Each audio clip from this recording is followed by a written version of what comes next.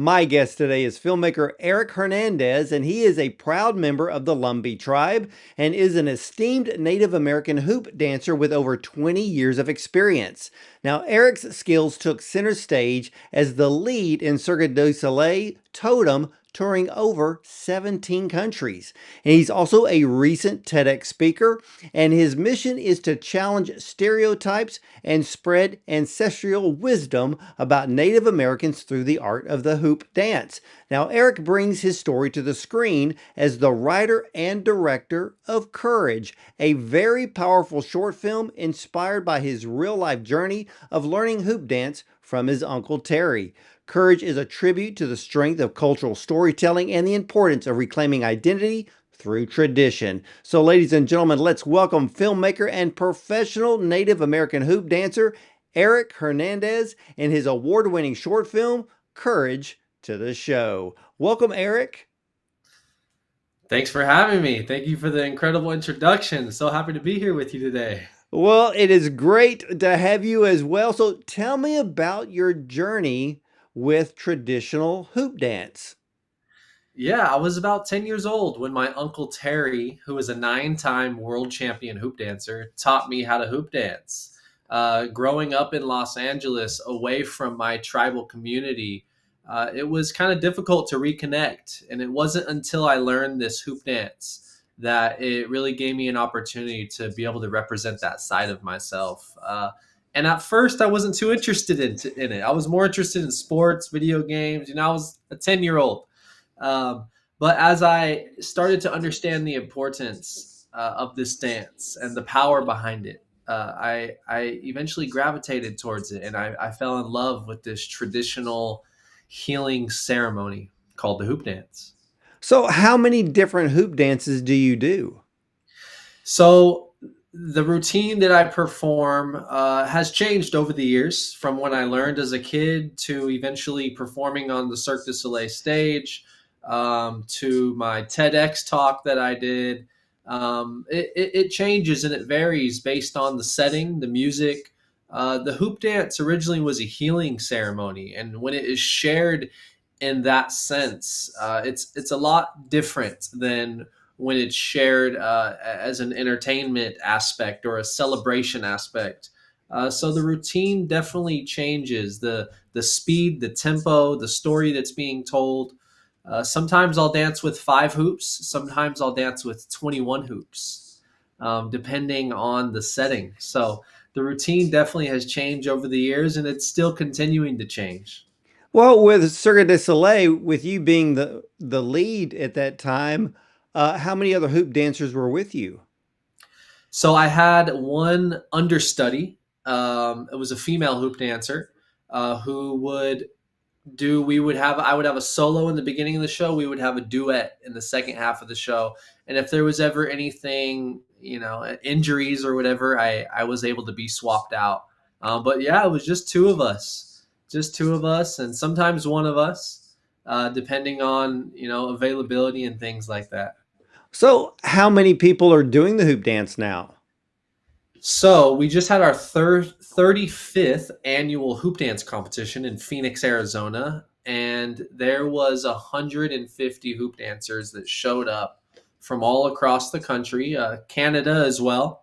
And the hoop dance originally started in Taos Pueblo, New Mexico, but there was a man in the 1930s named Tony Whitecloud, and he adopted this dance and brought to us what is known today as the contemporary hoop dance. And that's when a lot of different tribes all across what we call Turtle Island adopted this dance. And now you have many different tribes practicing the hoop dance and showing up at the hoop dance competition. My uncle who taught me, he's been dancing for 50 years. And when he learned, it was nearly a dying art. There was only a handful of hoop dancers at the first annual hoop dance competition. I think they had 5 or 6 dancers. So it's really something that has grown over the years. So, how does that make you feel to see that this tradition is alive and well? It makes me very happy, and my goal as a hoop dancer is to continue to find opportunities to pass it on. And this film, Courage, is giving me a great opportunity to do that. I'm able to be in many places at once with this film and to inspire our next generation and our youth to understand that this hoop dance and embracing your tradition is really powerful. I absolutely love this film, Courage, because it really dives deep into embracing tradition, but also identity. So, as a proud Native American, did you ever struggle with your identity because you were living in LA? Definitely, definitely. And I also come from a multicultural family. On my father's side, I'm Mexican, and on my mom's side, I'm Lumbee. However, growing up in LA, I was away from those traditions, didn't really understand them, didn't really understand what it meant to be an indigenous person, what it meant to understand that power that I have from my ancestors. I didn't tap into that. I didn't even know that that was something that I could tap into. Um, I just remember being a kid and having our taking our test and having the Scantron, and they always ask you for your ethnicity, and I put Native American in that bubble, and that was probably the only time that I ever you know acknowledged that that was a part of my culture. I didn't think that I didn't identify as a Native American because everything that I saw that was representing my people in movies, a lot of these westerns, a lot of these John Ford, cowboys and Indians films, I didn't see myself as one of those, natives, Indians. With 500 different tribes all across the United States, we all look different. We all we didn't all live in teepees. We didn't all, grow up the same way. And my Lumbee people, my Lumbee tribe from North Carolina, we have different ways, and we our people look different than we don't all look like the mascot of the Washington Redskins. And I just felt like that I didn't fit into that, and that really threw me on a took me off guard, and I reconnecting and finding that I had my own unique story as a native. um, Took a while to understand, and now I've realized that that's actually my superpower, is understanding that I have my own unique story to share, and that'll resonate with people. Yeah, that's what I love about this film because it's one side is tradition, the other side is identity. And as you were growing up and became this professional hoop dancer, did you have the opportunity to, let's say, visit some of the other tribes out west? And did they hold competitions on the reservations? Definitely, definitely. Well, the main hoop dance competition's in Phoenix, Arizona, at the Herd Museum. That's where we come together every February. It's the same weekend as the Super Bowl, and we compete there in the hoop dance. Um, going to so what we have is our gatherings are called powwows, and they have powwows all across the country, and that those were opportunities for us to go into different tribal communities and to share the hoop dance, as well as compete. um, However, it wasn't until I finished this film in April that I've really been able to visit a lot of different reservations. The film has a huge support system behind it right now, which is what we call Indian country, and I've been getting invited to go to these different tribes, to go and visit and share the film.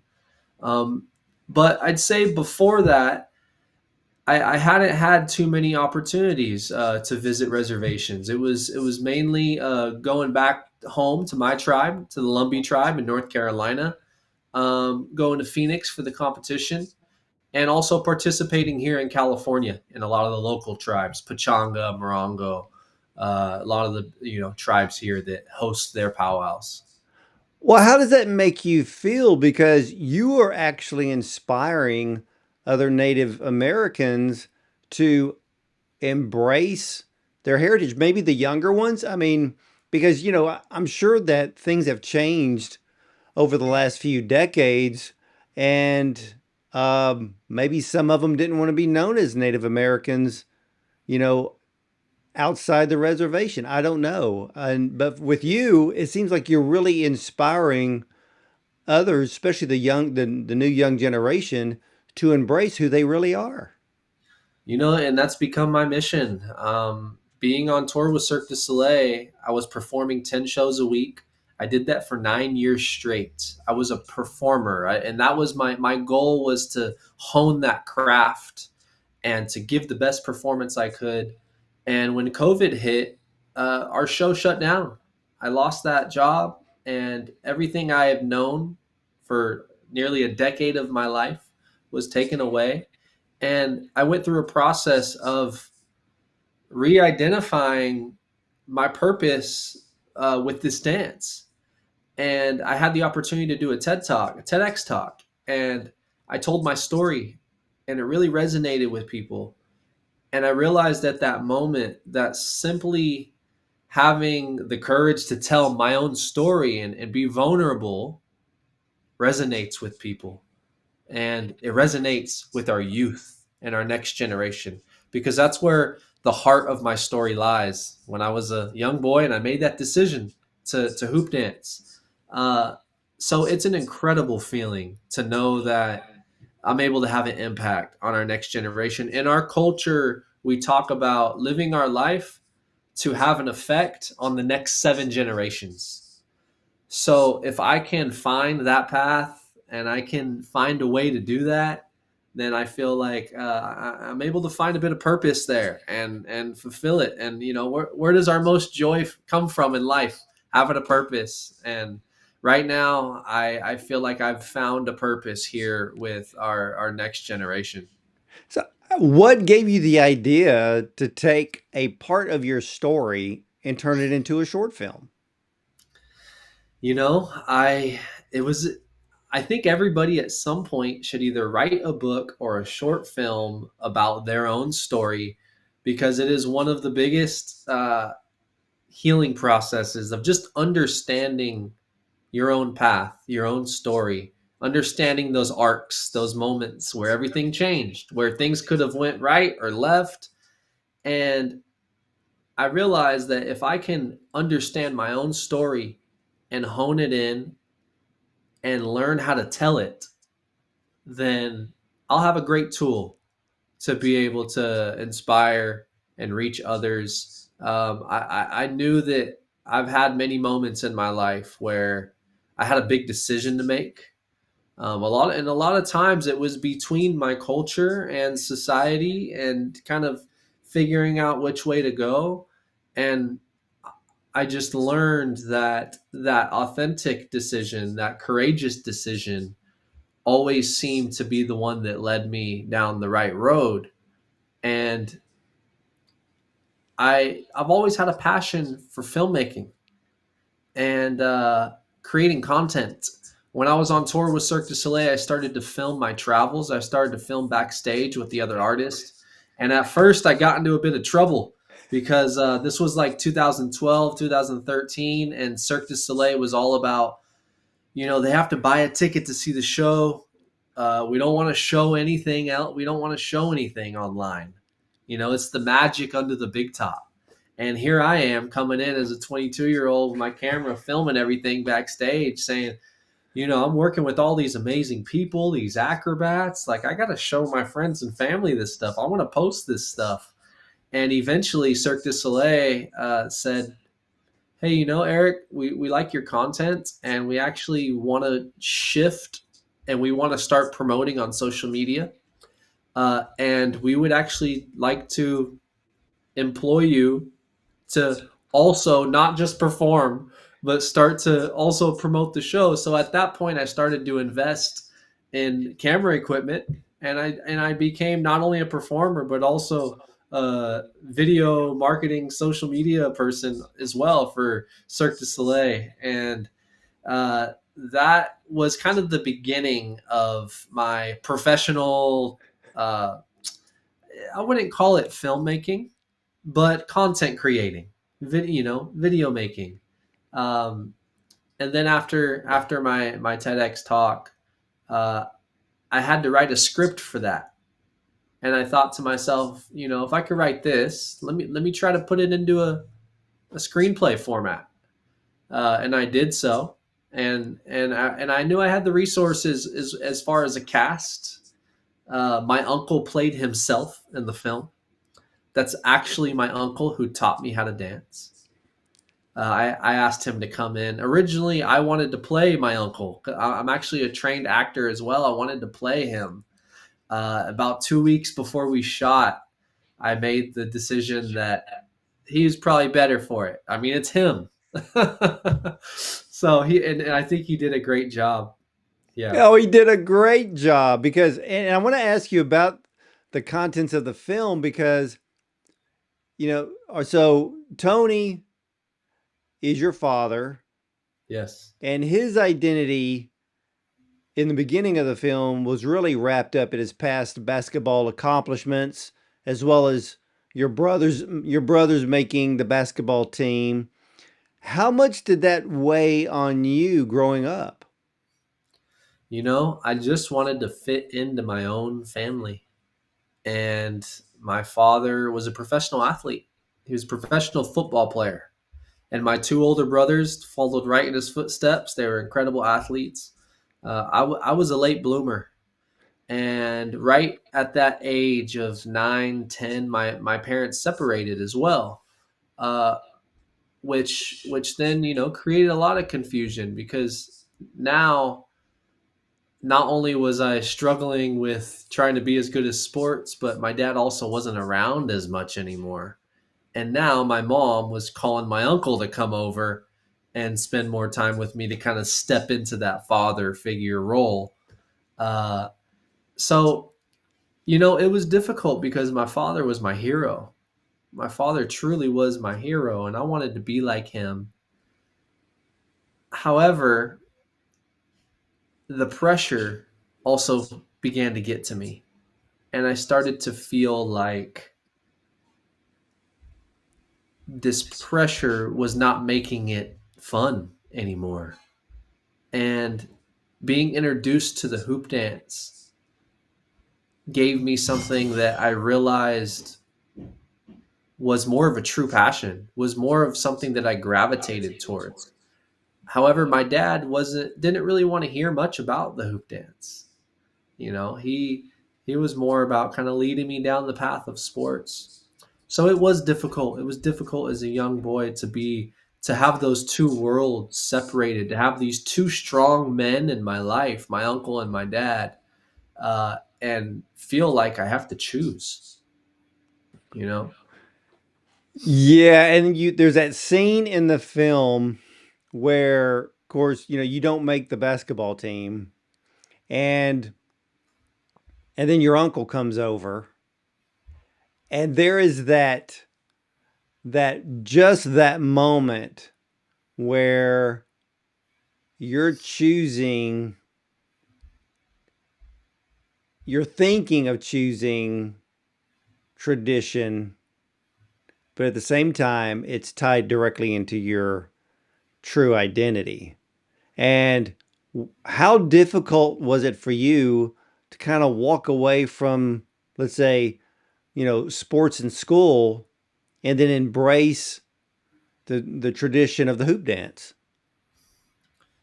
very difficult, very difficult. The basketball team and being part of all of that was my vision for myself, was my family's, my brother's, my dad's vision for myself. Even the basketball coach that coached my brothers before I got to high school was still there, and they didn't even call me Eric; they called me Little Hernandez. I was there to step into that next. I was the next generation of my brothers. Um, so to get cut and to not have that opportunity definitely put me in a situation where I was very lost. And I think that those moments in life when we're at, like, we feel like a bottom, like we're on a ground level, uh, there's a lot of reflection that happens. And I think that needed to happen for me to really even be able to receive the hoop dance. Kind of was in a moment of desperation. And my uncle, mentors are so important. And my uncle showed up at the right moment. He was an incredible mentor, and he helped me uh, to focus on the right hoop. So what was it like when you stepped out on stage to perform the hoop dance in front of all of your classmates? Terrifying. I felt that in the film. Yes, absolutely terrifying. I I mean, looked to what the was back. going through your mind?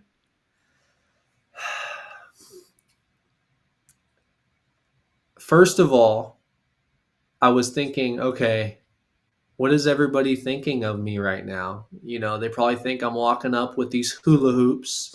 They probably think I'm wearing my a costume, you know. But these weren't hula hoops, and this was my traditional regalia. Uh, I just knew that they wouldn't understand, and I wouldn't capture their attention until I started dancing.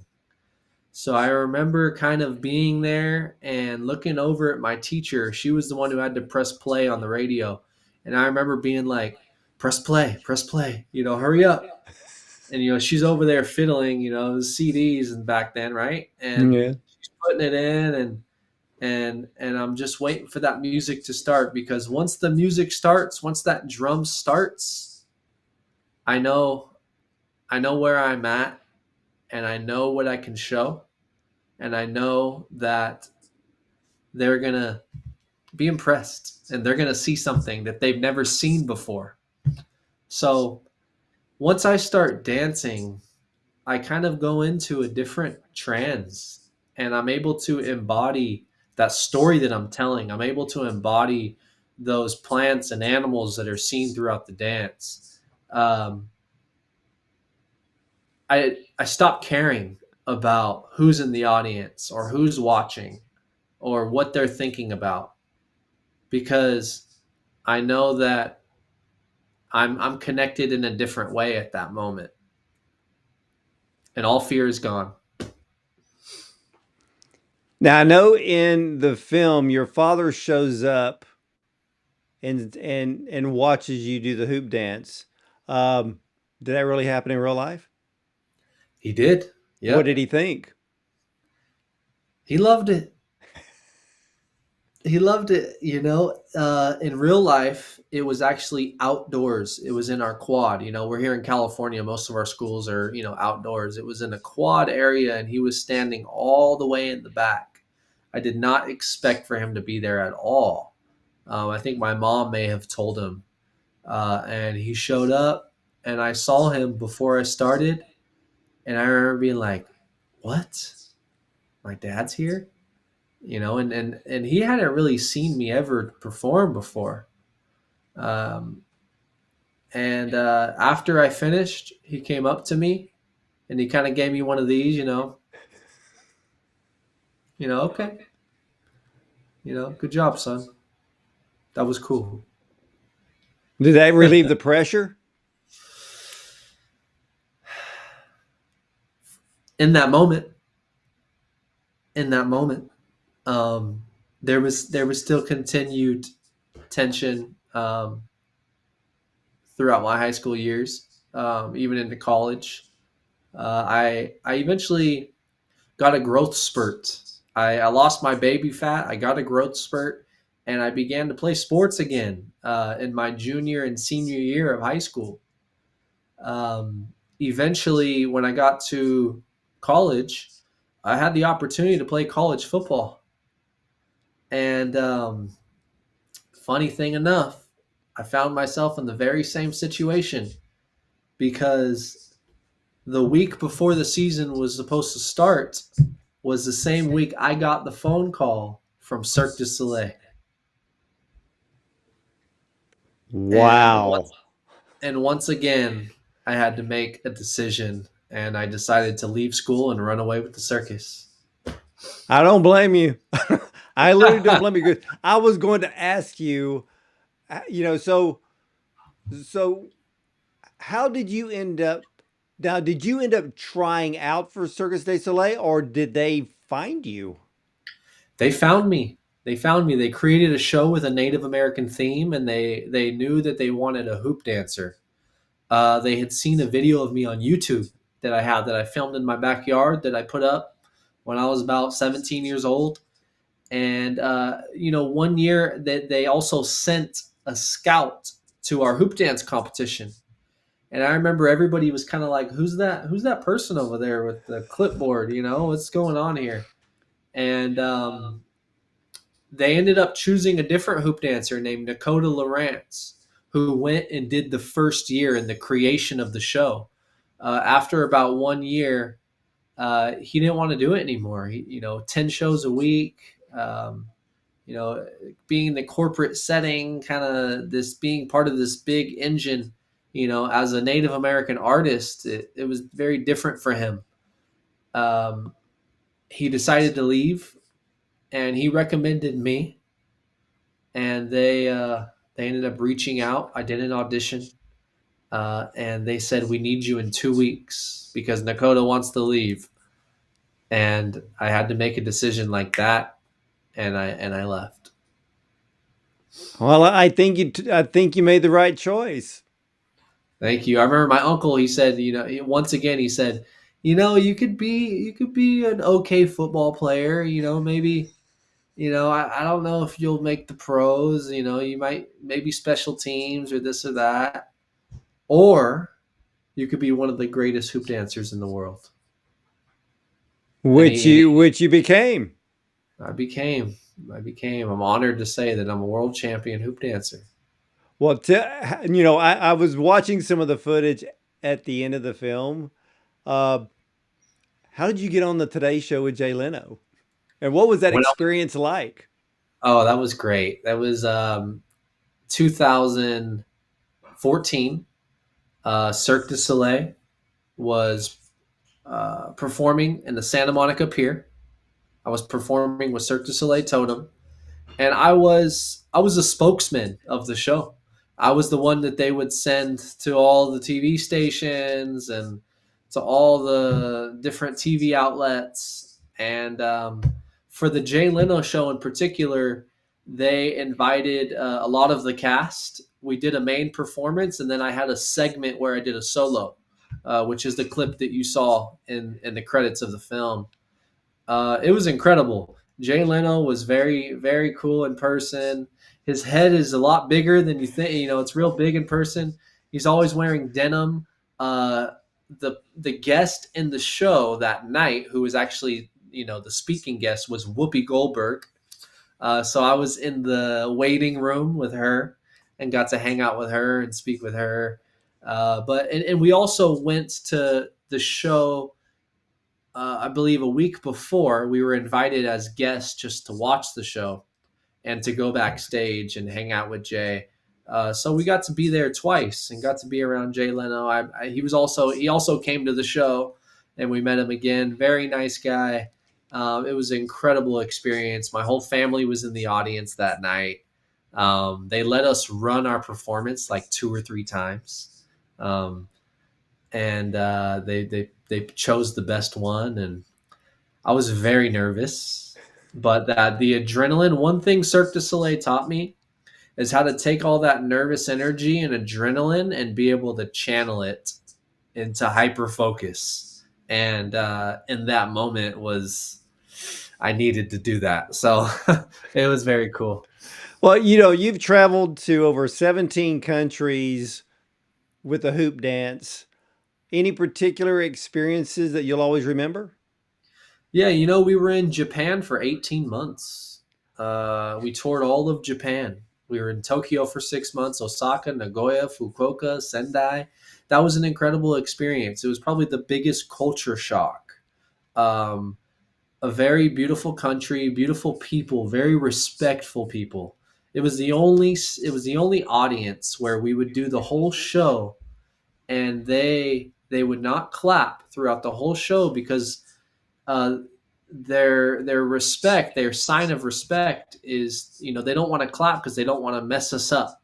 So they just sit there, and you're on stage and you're doing your moves, and you have your moments when you're expecting an applause, and they're kind of just sitting there, until the end of the show. Once the show finished, the audience goes crazy. And I just really enjoyed my time there. Love the food. Oh my goodness. You could walk into a 7-Eleven out there and have some of the best sushi you've ever had. Oh my Yes. gosh, that is just crazy. And I've talked to other artists, performers, and everybody loves going to Japan. Yes. It's just a very positive experience. And I've heard the same thing about the audience. At first, it's kind of a shock because I've been to Cirque du Soleil. So, here in America, and you know this, we applaud even in the middle of a performance because we're in Yeah. such incredible awe of the things that we're seeing and how humanly impossible that is, for us to see. And then we're wowed and we applaud. But to wait till the very end, I mean, were y'all warned ahead of time about that? Not at first, but we were there for 18 months and we basically we caught the drift. Yeah, we started to realize that okay, you just got to go out there and because applause gives you energy as a performer. So that was a difficult thing. Also when we were in Sochi, Russia, it was a bit the same. The Russian culture as well was a bit the same. Spain was the complete opposite. They were stomping. They were stomping their feet the whole show. You could hear the arena shaking. So it was really cool to see the different cultures and see how they responded to the dance, to see how they responded to our show. Um, One of my experiences I like to talk about was we were in Australia. We were in Melbourne, Brisbane. We were in Brisbane, Australia, the same time that they were filming Pirates of the Caribbean in 2014, 15. And it was during the time when Johnny Depp was going through all that stuff with his current wife, and he had a cast on his hand from his hand being burnt and all this stuff. And he came to the show, and at our intermission, we're walking off stage, we're going back. Normally we eat. We have a kitchen back there that we hang out, and you walk back, and Johnny Depp is there backstage. He just happened to find his way back there, and he's there. He's smoking a cigarette backstage, and all of us artists are like, we see him, and we're like, Johnny Depp.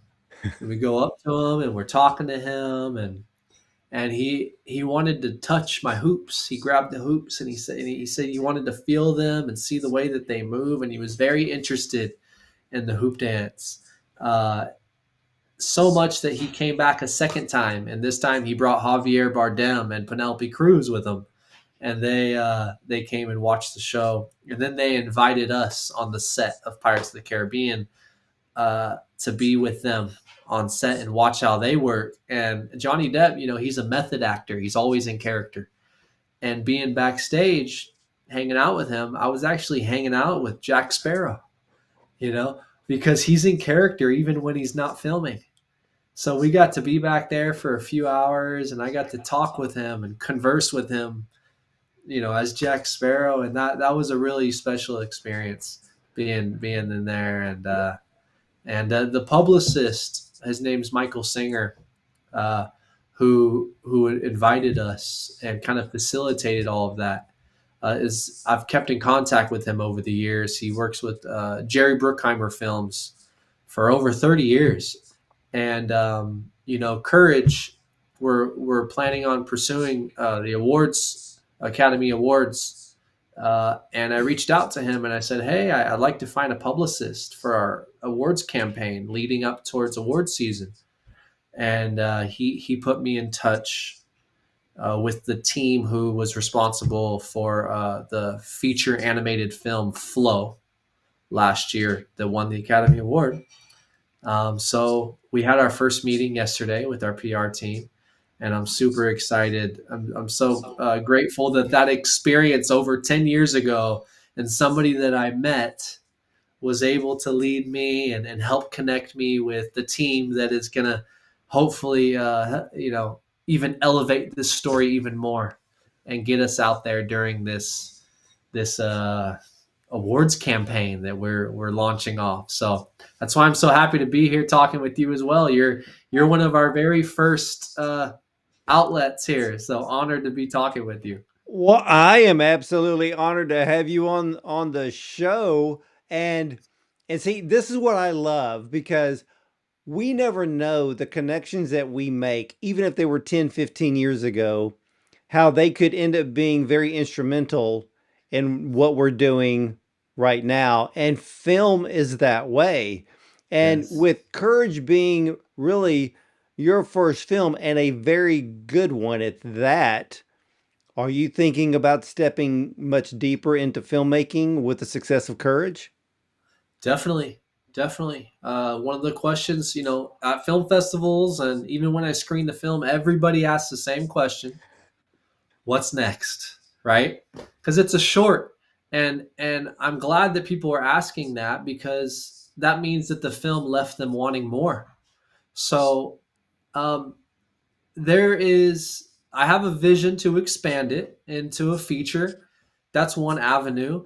I also could see it as maybe the first episode of Stories of Courage, um, indigenous stories, indigenous biopic stories of people who kind of overcame something similar. Maybe 5 or 6 different stories. Maybe episode 2 is a Hawaiian boxer, or so there's a lot of different things. I definitely am interested in telling more indigenous stories. I developed a team within the creation of this film that is like, Eric, when's our next one? So uh, I definitely, to answer your question, definitely I am going to continue making more films. Well, I can't wait to see what you do next. And it must have been amazing because you won the Legacy Award at the Indie Shorts International Film Festival. What was that like?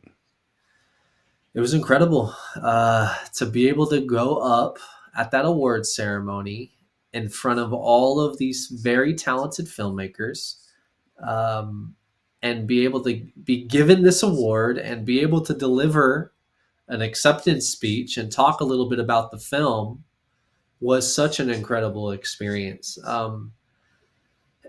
My awards right here. Let's see.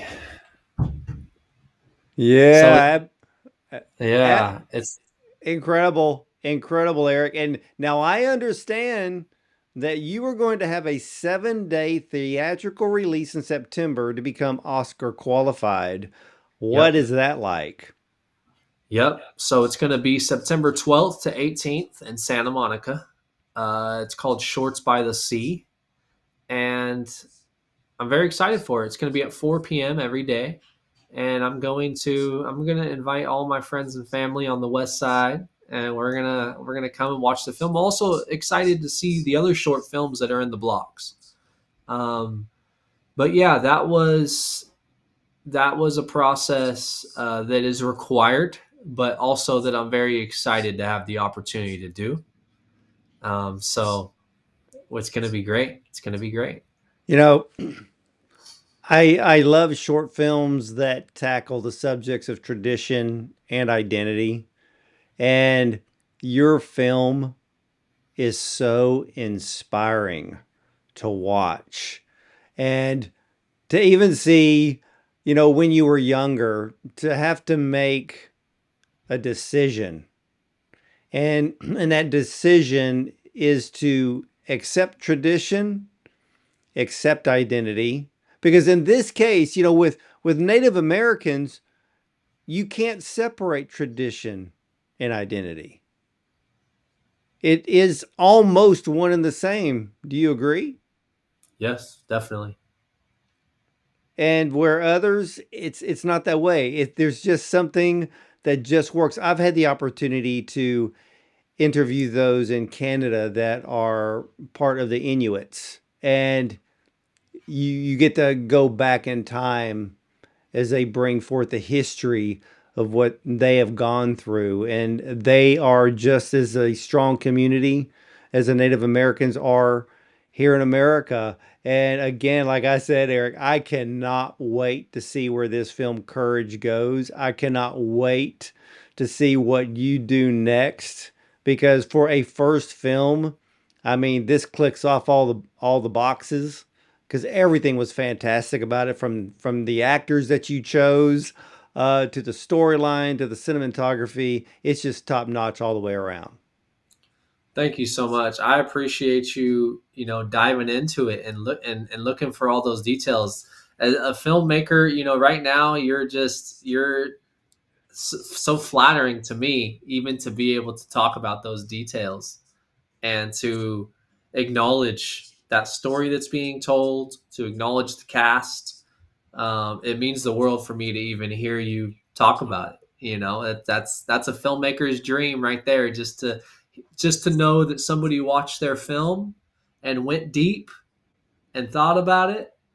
That's awesome. I love that. So I appreciate you. Well, you're very welcome, Eric, because one of the things that I love is when I get to see a film that is the first film that someone's ever created.